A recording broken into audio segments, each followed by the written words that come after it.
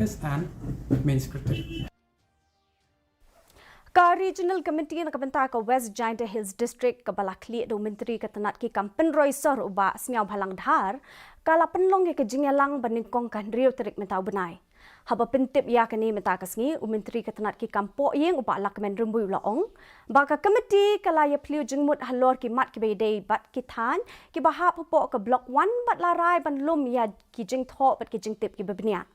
Kala ban slam kat tu kan ipor Henry kan ikakam kala ya chaprang ulaong uni umentri ulaong ru baka komiti kan pet baya kan ikamat halor upot usam onla ban penbet kat kum ka jengkwa jong ki brio ki basa hakini ki jaka kapot formal meeting amongst the member on the 6th of this month.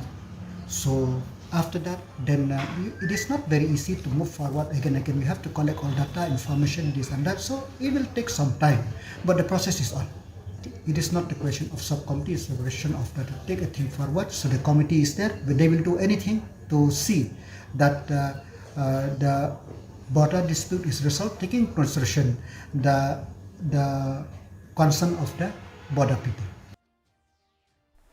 ka expert committee